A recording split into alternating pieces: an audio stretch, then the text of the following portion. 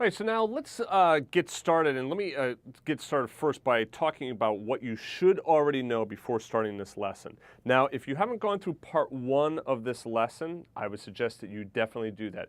You're going to want to know that bass line, you're going to want to know the chords, okay, and be able to feel very comfortable playing that bass line and the chords.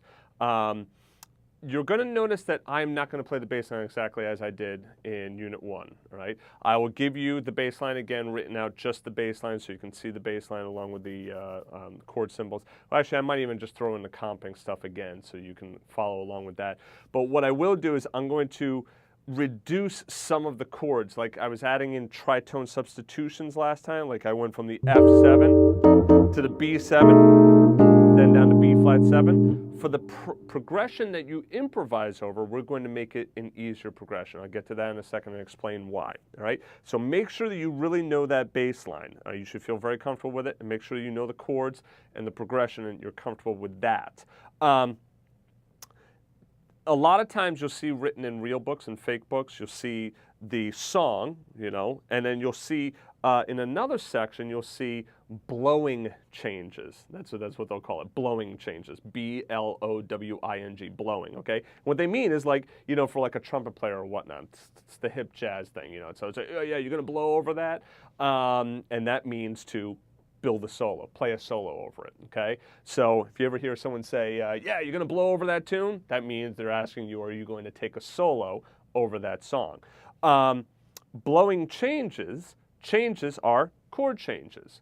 So what that is signifying in the music is that these are the chords that you're going to improvise over. So now the question you might ask is, well, why would there be different chords for the song and then chords that I would improvise over?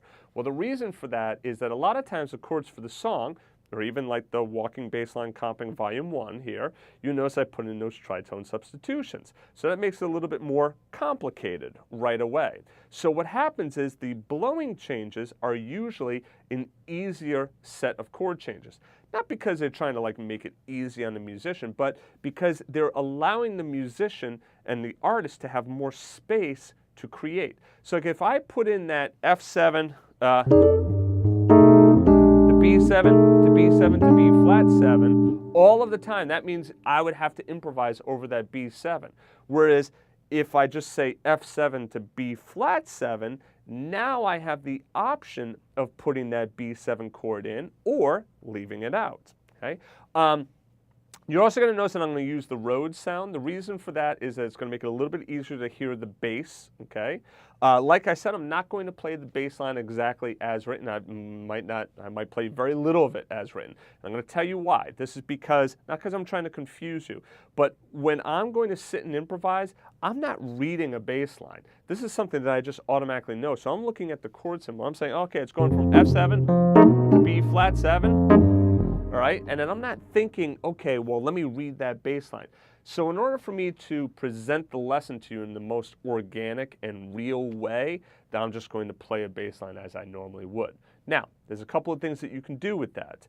You can write into me and say, Willie, I wanted you to play it exactly as it is. And, well, sorry, I'm playing it at how I'm going to play it. Or the better thing that you could do with it is that you could take the MIDI file that I'm recording or watch this, okay, and then get some new bass line ideas, right? You get this overhead camera and virtual keyboard so you can really soak up all of those bass line ideas, okay? So I understand it could be frustrating. I ask your patience and ask you to, really use it as a learning opportunity rather than thinking that it is an obstacle for you, because it's not. This is a great way for you to see, okay, how does Willie actually, in a more real-world situation, apply that bass line that he had written down in the first lesson.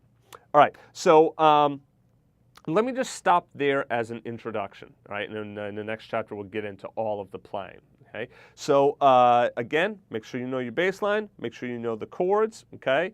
And I will see you in the next chapter. We're going to start breaking down some improvisation.